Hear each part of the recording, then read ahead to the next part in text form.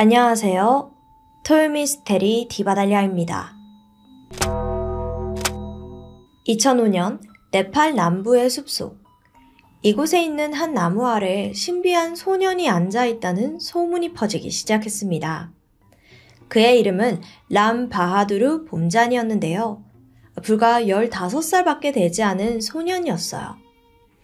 그에 대해서 조금 알아보면 1990년 4월 9일생으로 네팔의 작은 시골 마을에서 태어났어요. 8형제 중 셋째로 자란 그는 어려서부터 조용하고 내성적인 성격을 가졌는데요.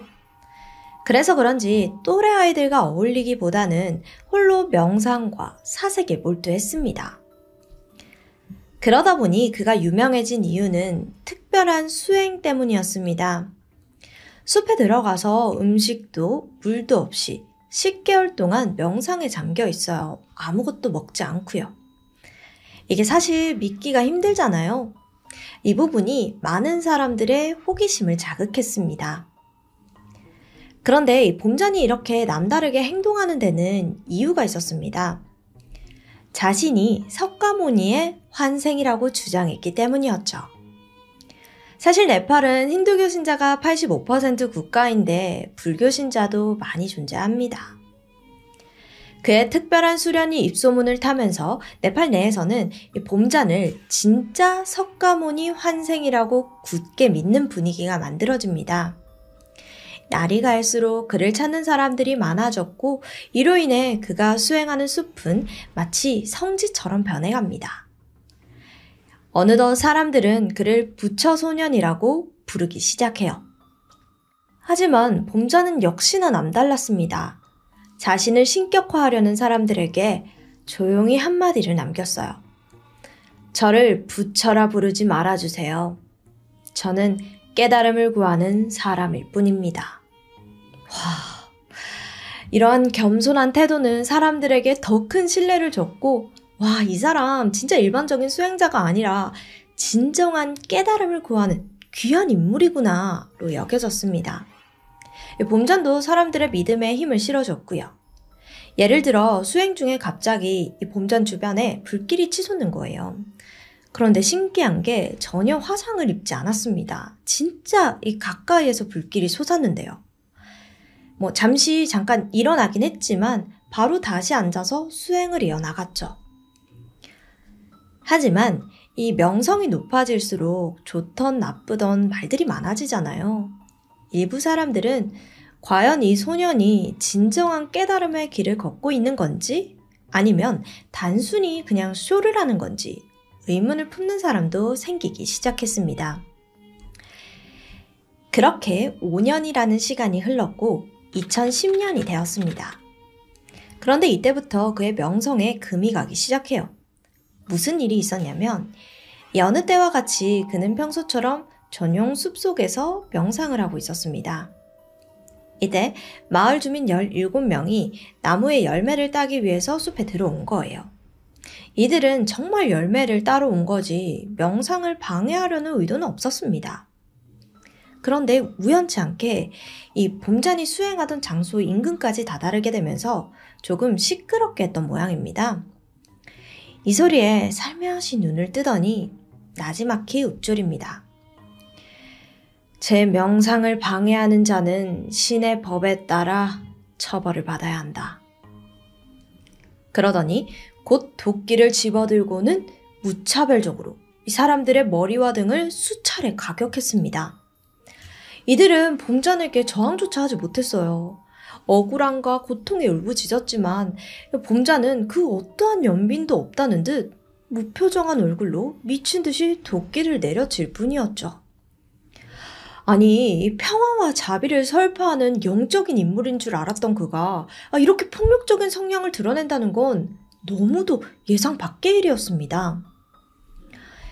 이 잔혹한 행동은 많은 이들에게 충격을 줬고 그를 따르던 열렬한 추종자들조차 혼란에 빠졌습니다. 하지만 일부 추종자들은 여전히 이 봄잔의 행동을 정당화하는데요.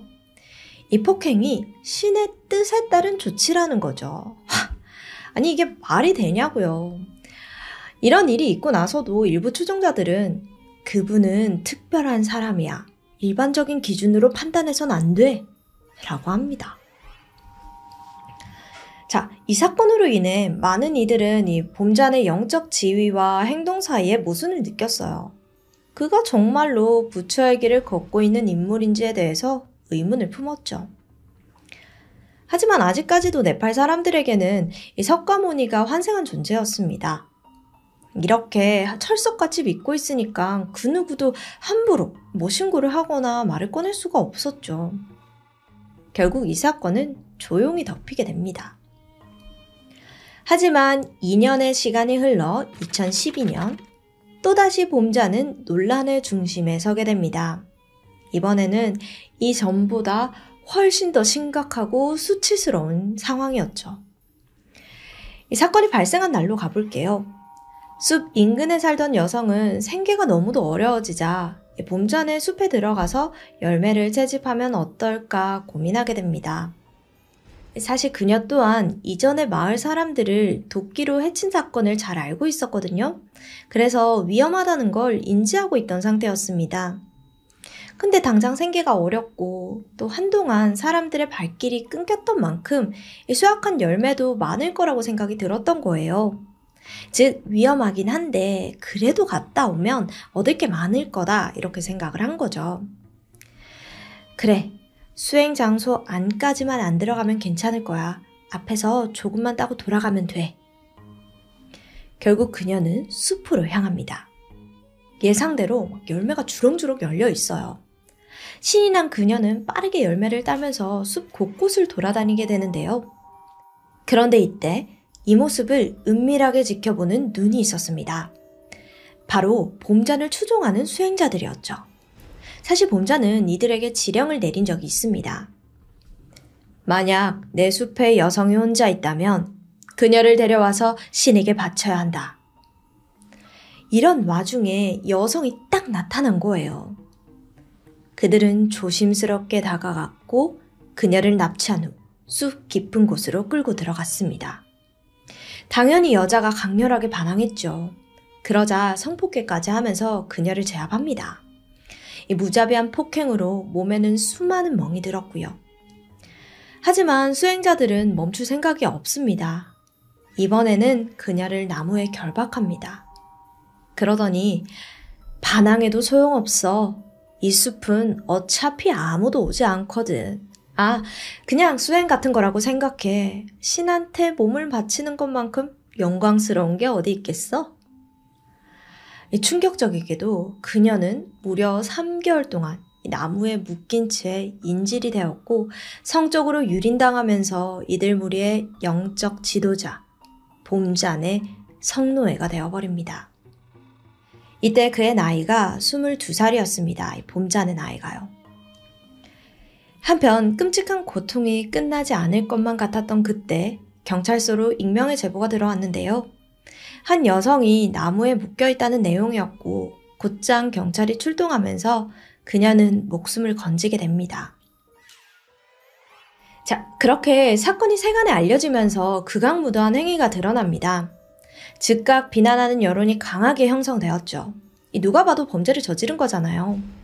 그런데 이 상황에서조차 이상하게 그를 따르는 일부 추종자들은 여전히 봄잔의 무죄를 주장했습니다. 그것마저도 신의 뜻이라는 거예요. 세간의 언론이 봄잔을 조명하자 곳곳에서 그의 숨겨져 있던 기행이 터져 나왔습니다. 일단 형제들은 봄잔의 폭력성과 지배적인 성향에 대해서 폭로했고 그가 변했다고 주장했죠. 만약 명령에 따르지 않으면 가차없이 폭행을 했다면서요. 이뿐만이 아니었습니다. 수녀원에서 납치되어서 3개월간 감금되었던 슬로바키아 여성도 성폭행을 당했다고 주장을 하면서 더 이상 영적 지도자가 아닌 공포의 대상이 되어가고 있었습니다. 이젠 과거 봄잔을 신성시하던 추종자들마저도 그의 진정성에 의문을 품기 시작했고 사람들은 이거 깨달음을 얻기 위해서가 아니라 지 욕망 충족하기 위함 아니야? 라고 생각하죠. 하지만 성폭행 사건 모두 봄잔은 아무런 법적 처벌도 받지 않았습니다. 간단한 신문조차 이루어지지 않았죠. 정확한 이유는 알려지진 않았지만 성폭행을 했다는 그 증거가 부족해서라고 알려져 있습니다. 그렇게 또 6년의 시간이 흘러 2018년 봄잔이 28살이었던 때인데 또다시 충격적인 사건이 드러납니다. 이번에는 여러 여성 추종자들을 몇 년간 성적으로 학대했다는 게 밝혀진 거예요. 사건의 전말은 한 여성 신도의 폭로로 드러나게 됩니다. 그녀는 2년간 성적 학대를 당해왔다고 주장했는데요. 그때로부터 6년 전인 2012년, 당시 봄자는 마을 사람들을 건드리는 건 위험하다고 느꼈어요. 벌써 몇 번의 범죄를 일으켰잖아요. 그래서 생각한 게 자신을 맹목적으로 따르는 신도들이었습니다. 영적 지도자로서 지위를 악용해서 그녀들에게 접근했죠. 너 깨달음 얻고 싶지? 내가 수행 도와줄 수 있는데, 근데 이건 우리 둘만 알아야 되는 일이야. 알았지?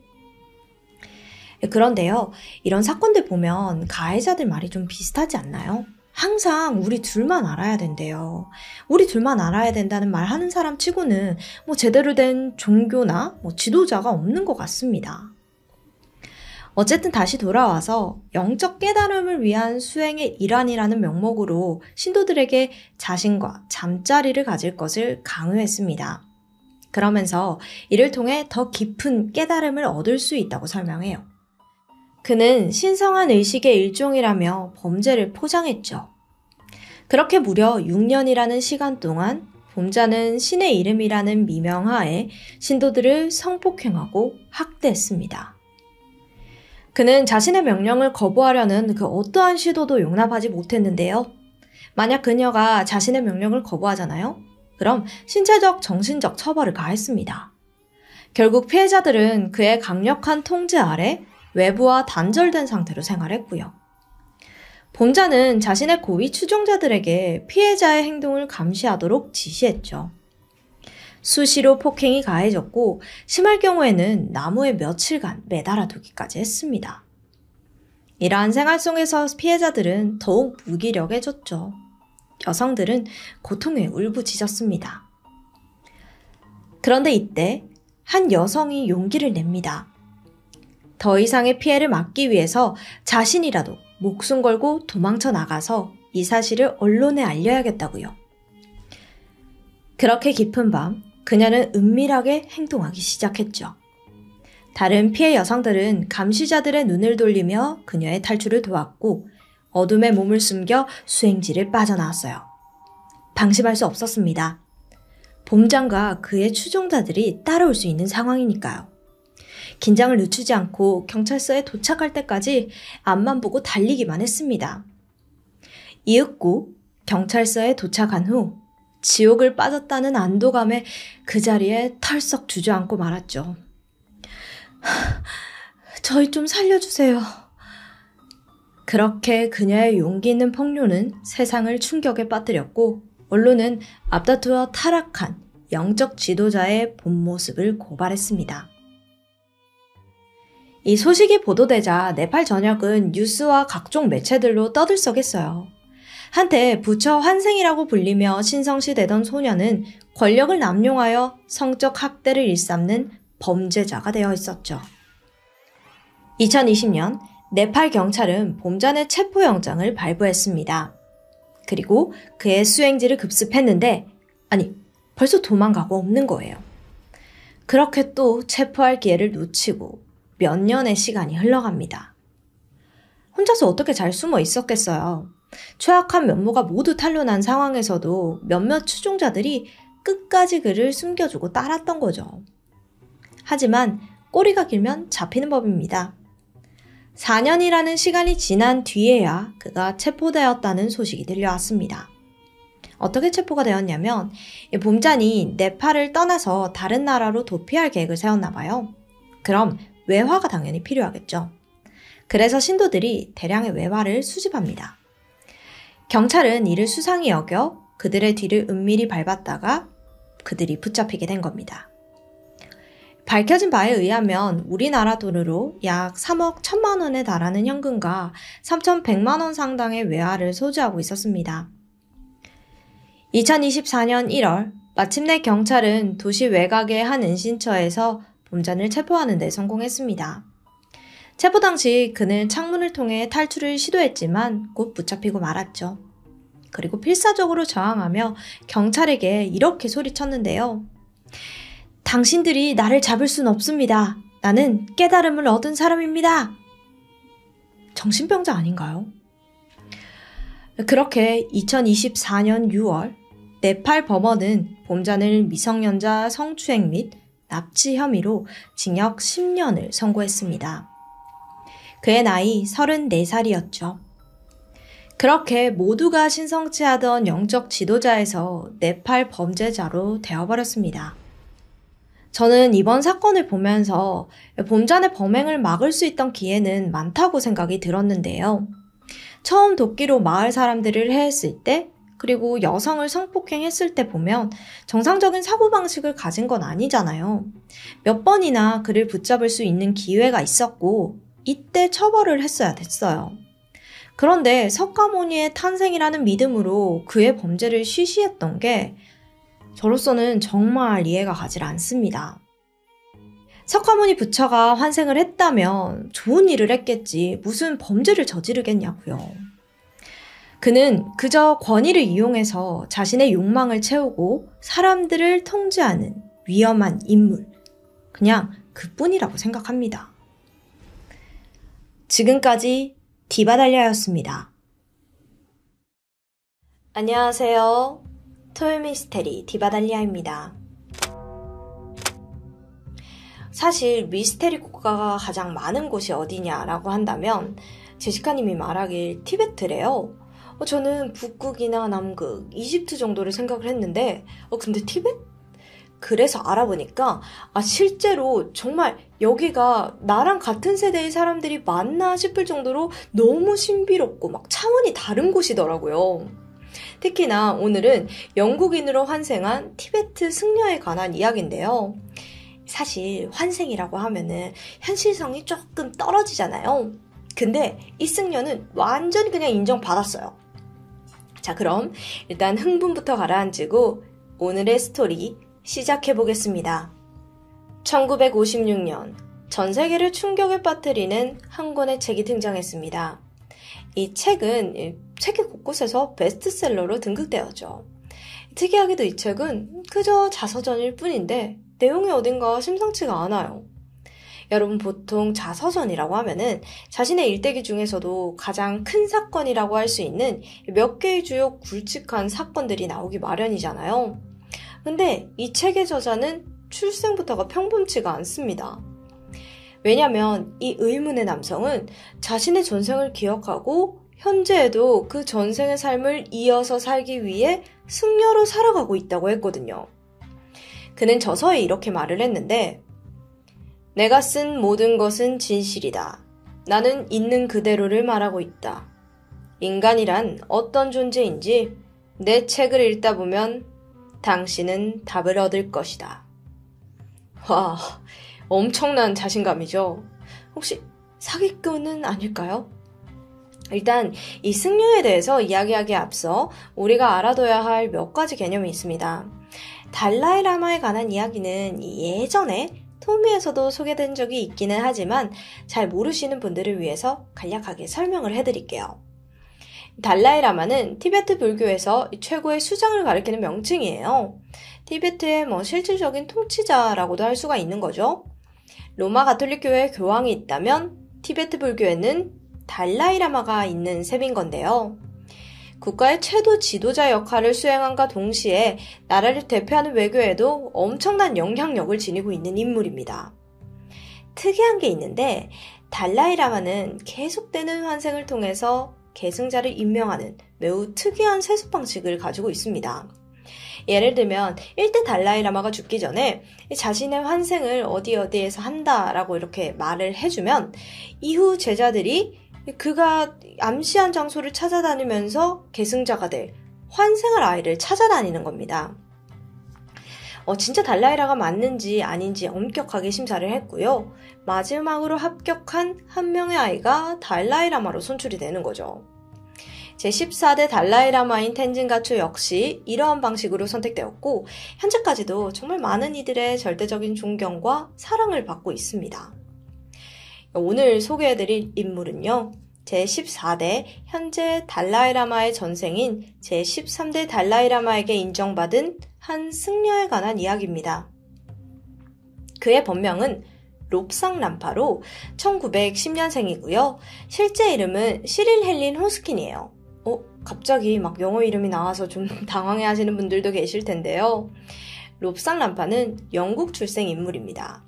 그런데 출생지는 영국이었을지 몰라도 그의 몸 안에 있는 영혼은 영국인이 아니었어요. 실제로 롭상람파는 어릴 적부터 계속해서 자신의 전생에 대해서 끊임없이 이야기를 해왔다는데요. 그의 주장은 정말 놀라웠습니다. 자신은 서양인과 몸을 바꾼 티베트의 고승이고 티베트의 귀족 가문 출신의 라마승이라는 겁니다. 여기서 고승은 계위가 높은 승려를 의미하고요. 라마승은 환생한 승려라는 뜻이에요. 처음 영국인 부모님은 아들의 이런 주장에 매우 당황스러웠죠. 근데 곰곰이 생각해보니까 아들이 일반 또래와는 달리 뭔가 좀 다르긴 했었어요. 유난히 머리도 좋고 발달 속도도 빨랐고 또 어릴 때부터 불교에 대한 관심이 엄청나게 많았거든요. 그리고 이 소문은 몇 년 후 제13대 달라이라마인 뚝텐가초에게까지 들어갔습니다. 티벳에서는 전생과 환생을 굳건히 믿는 곳이잖아요. 그래서 달라이라마는 그가 진짜 고승한 환생자인지 또 능력을 가지고 있는지 그걸 확인해 보기 위해서 직접 롭상람파를 마주하게 돼요. 어떠한 확인 과정을 거쳤는지는 자세히 알려진 바가 없지만 달라이라마는 롭상람파의 주장을 믿어줬고 급기야 그를 받아들이기로 결정합니다. 그런데 사실 이 결정에는 또 다른 이유가 있기도 했어요. 당시 티베트는 영국의 침략으로 인해서 이 국정이 막 엄청 크게 흔들리고 있을 때였거든요. 여기에 막 청나라의 압박까지 더해지면서 이 나라는 점점 궁지에 내몰리고 있는 거예요. 그래서 제13대 달라이라마는 계속해서 피신을 다녀야만 했고 또 동시에 정치와 종교를 통치해야 하는 이 정신없는 상황이었거든요. 그래서 자신의 과업을 도와줄 참모가 필요했던 거죠. 또 사실 달라이라마 개인적으로는 자신의 운명이 이미 순탄치 않음을 굿덴의 예언을 통해서 인지하고 있었던 것도 있었습니다. 굿덴을 우리말로 해석을 해보면 무당 정도로 생각하시면 되는데요. 굿덴은 신의 말씀 또는 하늘의 말씀을 받아 달라이라마에게 미래를 점쳐주고 나라의 흥망성쇠를 예언하는 역할을 합니다. 몇 해 전 굿덴은 제13대 달라이라마에게 운명에 대한 이야기를 해줬었어요. 당신은 결코 쉽지 않은 삶을 살아가게 될 거예요. 목숨이 부지하기 어려운 상황들이 몇 차례 찾아올 거라고요. 이에 달라이라마는 자신의 곁에서 지혜로운 길라잡이 역할을 해줄 여러 제자들을 거느리게 되는데 이 중 한 명으로 영국인이었던 롭상람파가 선택되었던 거예요. 당시 8살밖에 안 된 정말 어린 아이였거든요. 근데 달라이라마는 그에게 이 나이를 초월하는 통찰력이 있다고 보았고 이 능력을 최대한 빨리 극대화시켜줄 한 가지 묘안을 떠올리게 됩니다. 자, 지금부터가 정말 흥미진진해집니다. 이 티베트 불교에는 영안 또는 시만이라고 불리는 일명 제3의 눈을 믿고 있는데 이건 이 육신의 눈이 아닌 마음의 눈을 의미합니다. 이 눈을 뜨게 되면 참된 진리를 깨우치게 되고 여러 능력들을 얻게 된다는 거죠. 지혜와 직관, 통찰력, 투시력, 영적 능력에다가 타인의 마음 또한 읽을 수 있다고 해요. 정말 신기하죠? 그야말로 이거는 슈퍼승려가 되는 겁니다. 보통 이게 오랜 수련 기간을 통해서야만 제3의 눈을 얻게 된다고 알려져 있는데 물리적인 시술로도 제3의 눈을 뜨게 하는 방법 3가지가 있다고 합니다. 먼저 그 중 하나가 이 두 눈썹 중간쯤에 위치한 경혈을 특수금속으로 제작한 바늘로 뚫는 겁니다. 이 실바늘을 머리 중앙에 위치한 황정을 자극하게 되면서 제3의 눈을 빠르게 뜨게 하는 거예요. 바로 이 실바늘을 이용해서 제13대 달라이라마가 롭상람파의 제3의 눈을 뜨게 해줬던 겁니다. 근데 막 어린 8살밖에 안 된 어린아이가 과연 견딜 수가 있을지 그 의견이 분분했죠. 근데 이 종교에서 단시간에 능력을 갖게 하는 데는 정말 이만한 게 없었습니다. 자, 그렇다면 이 방법이 실제로 롭상란파를 변화시키고 승려로서 총매체 역할을 했을지가 정말 그게 궁금한데요. 정말 놀랍게도 경혈을 뚫은 롭상란파는 누군가의 마음을 읽을 수 있는 그런 능력을 갖게 됩니다. 거짓말을 하는지 안 하는지 참된 사람인지 아닌지를 읽어낸다는 거죠. 게다가 점점 수련을 통해 가면서 심지어는 영적인 존재들과 소통할 수 있는 단계까지 이르릅니다. 그렇게 초자연적인 능력을 갖게 된 롭상란파는 제13대 달라이라마 곁에서 누가 진실을 말하는 사람인지를 판단하는 보좌관 역할을 수행하게 된 거예요. 그런데 여러분들께서는 과연 이 방법이 실제로 막 효과가 있는 건지, 그리고 제3의 눈이라는 게 정말로 있는 건지 궁금하지 않으세요? 현대에 알려지면서 의학자들 역시 불교의 제3의 눈에 대해서 궁금증을 많이 가져왔는데요. 학자들은 제3의 눈에 대한 기록을 바탕으로 그 위치를 찾기 시작했습니다. 그리고 곧 그 지점으로 추정되는 뇌 속 한 부분을 찾아내게 됩니다. 거긴 송과선이라고 불리는 내분비선 중 하나인데 이 외부의 세계와 접촉할 수 있는 유일한 내분비 기관이에요. 그래서 눈처럼 노출되지 않음에도 불구하고 빛을 볼 수 있다고 해요. 신기하죠? 그리고 최근 밝혀진 연구 결과에서는 노화를 되돌릴 수 있는 역할을 한다는 보고도 있었고요. 게다가 이 송과선이 철학의 아버지라 불리는 데카르트 역시 주목했던 부분인데 그의 주장에 따르면 육체와 정신이 만나고 연결되는 부분이 바로 이 송과선이라는 내용이에요. 그러니까 우리 모두에게는 우리가 모르는 제3의 눈이 존재한다는 거죠. 어쨌든 시간이 갈수록 롭상란파의 능력은 더욱더 더 다양해졌고 신묘해졌습니다. 그 한 예로 어느 날 롭상란파와 그의 스승 달라이라마가 티베트 불교에서 가공의 낙원이라고 불리는 전설적인 왕국 샴발라에 다녀오는 경험을 하게 됩니다. 샴발라, 이름부터가 정말 신비롭고 좀 특이한데요. 아무튼 이 샴발라라는 곳은 고대 문헌에서 수차례 언급되기도 했던 숨겨진 왕국인데 고대 기록에 따르면 히말라야 북쪽에 위치해 있다고 합니다. 롭상란파에 따르면 그가 본 샴발라는 지상 낙원 그 자체, 황금으로 만들어진 불상들에 절대 시들지 않는 꽃이 환하게 피어있고 또 이런 말도 적혀 있었어요. 멀리 저 끝에는 마치 하늘까지 닿는 천국의 창문, 이상한 도시가 완벽하게 살아있다. 또 빙하에서 밖으로 튀어나와 있는 건물들도 있었고 건물의 돌, 벽돌, 어느 하나도 손상된 것이 없었다. 추후 롭상란파는 이곳에서 얻은 깨달음을 바탕으로 한 권의 책을 집필하게 됐는데 이것이 바로 더 서드 아이, 제3의 눈이라는 책입니다. 이 책이요, 그 세계 곳곳 베스트셀러에 올라가면서 엄청난 인기를 누리게 됩니다. 아니 사실 내용만 보고 따지면 굉장히 초자연적이고 막 미스테리하잖아요. 그런데도 불구하고 반응은 폭발적이었던 거죠. 물론 그 내용을 두고 현재 와서도 의견은 분분합니다. 그가 오컬트와 신비주의에 심하게 매료된 거짓말쟁이라는 주장도 있고요. 전생에 승려였던 기억을 잃지 않고 태어나 다시 승려가 되며 티베트 불교에서 비밀리에 전해주고 있는 방식으로 제3의 눈을 뜨게 되었다는 롭상란파. 그는 1981년 죽음을 맞이했는데요. 과연 그는 또다시 환생했을까요? 지금까지도 20세기의 가장 미스테리한 인물 중 한 명으로 꼽히면서 티베트 불교 내에 엄청난 지지를 받고 있다고 합니다. 투시 능력과 영적인 능력을 얻고 샴발라에 방문하였던 그의 일대기는 정말 진짜일까요? 오늘의 스토리 외에도 티베트 불교와 관련해서는 정말 풀리지 않은 수많은 미스테리들이 존재합니다. 특히나 여러 탐험가들은 샴발라의 근원과 위치에 대해서 여전히 조사를 이어오고 있고요. 과연 언제쯤이면 우리가 그 사실들에 좀 더 가까워질 수 있을지.